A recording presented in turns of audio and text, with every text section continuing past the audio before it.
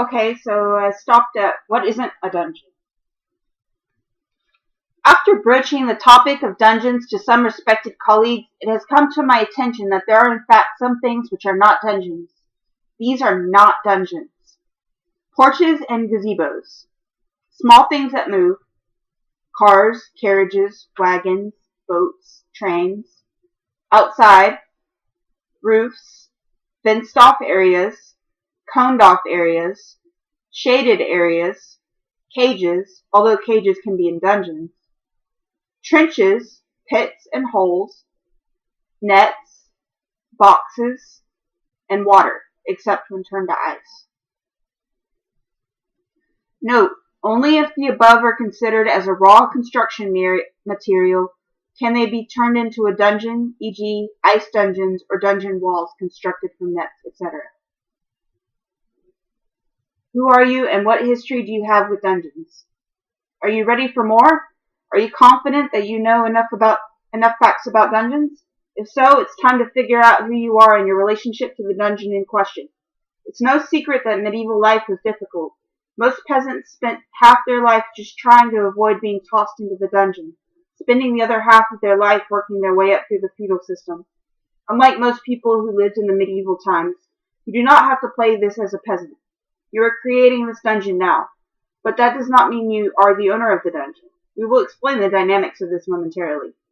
So, who are you? You will play as one of these 4 character types, each having their own particular way of interacting with dungeons. Dungeon Keeper. The boots on the ground of the dungeon. A dungeon keeper does all the hard work needed to keep the wheels greased and the prisoners screaming. For smaller dungeons, the dungeon keeper might do all the work, from the jailing to the torch lighting to the safekeeping of treasures. As dungeons scale up, dungeon keeper can evolve into a myriad of positions, often either overseeing or working alongside torturers, ticklers, jailers, miners, beast tamers, beast catchers, and sorcerers. And who else but a flawed individual would voluntarily take to the depths of these dungeons? You might become a dungeon keeper who spends all your time concerned with a very large pile of gold or a very rowdy crew of inmates. Either way, it's important that you remember the bottom line over your own selfish ambitions. A dungeon keeper is the keeper of the dungeon. Dungeon prisoner. An occupant of the dungeon, but not in a good way. Dungeon prisoners can take many forms. Perhaps you're a political prisoner, a tortured enemy, or an insolvent serf. Depending on your approach, you can also play as a myriad of non-human dungeon prisoners, including dragons, sosqui, goblins, or wolves. Suffice it to say that if you're a prisoner in a dungeon, then something hasn't gone well for you in life. Your main goal for being a dungeon prisoner is almost always to stop being a prisoner in a dungeon, whether by escaping, earning a pardon, or politically maneuvering your way into joining a dungeon keeper's team. Dungeon explorer. This is the ultimate dungeon outsider, literally. A dungeon explorer has no official association with the dungeon, while also needing something from the dungeon.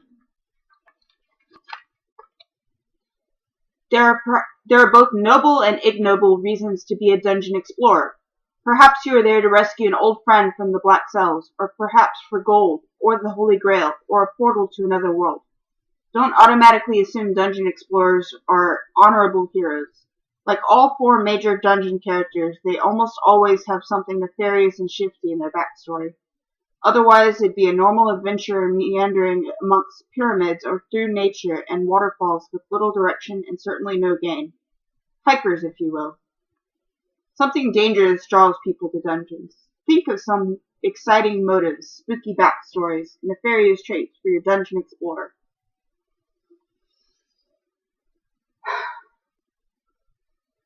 Dungeon lord. A person who owns a dungeon. You want a dungeon, but frankly have no time to design one or oversee its upkeep. That's fine. Your shadow self is happy to take this role over as its dungeon keeper.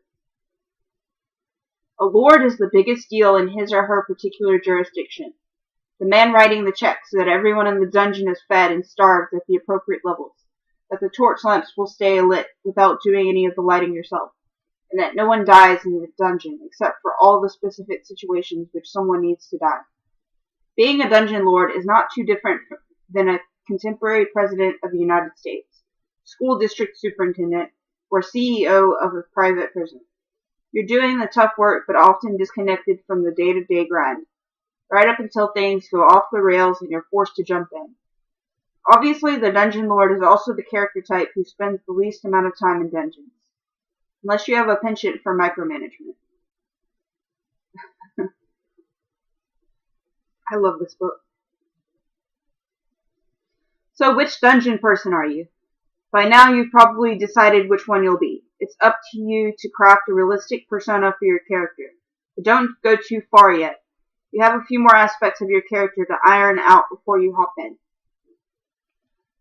Prisoners and explorers. The prisoners line the walls. They look as if they've been here for ages, their beards thick, their garments rags, their eyes tired and unseeing.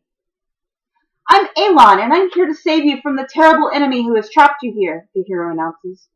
You do not deserve to be saved, they whisper. You should not be here, the voice says from behind Alon. She whirls around to see a giant knight, surely 8 feet tall, holding a gold sword. I am the keeper of this dungeon, and you are not welcome here. I thought all keepers of dungeons were ghouls and freaks, says the heroic Alon. Then it seems you still have a far too limited perspective on a nuanced situation, says the dungeon keeper. Additional questions and details about your dungeon life. What are your daily tasks like? Within the confines of this game, the dungeon looms above all. The Lord worries about enemies and payments. The keeper worries about much the same, but from a different angle. The prisoner knows nothing beyond this dungeon, worried it may be where his or her journey ends. The explorer once knew other things before plunging into the belly of this underground beast. What do you do on a daily basis? What minutiae consume your life? If a dungeon keeper, it ranges from the dungeon's mood curation to the feeding of the prisoners.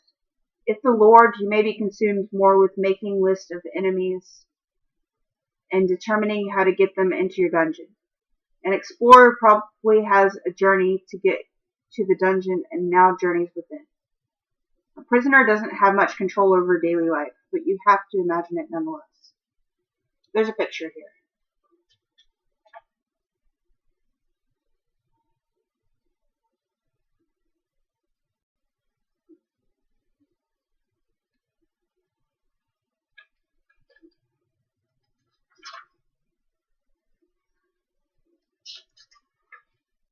Okay, I'm pausing it here.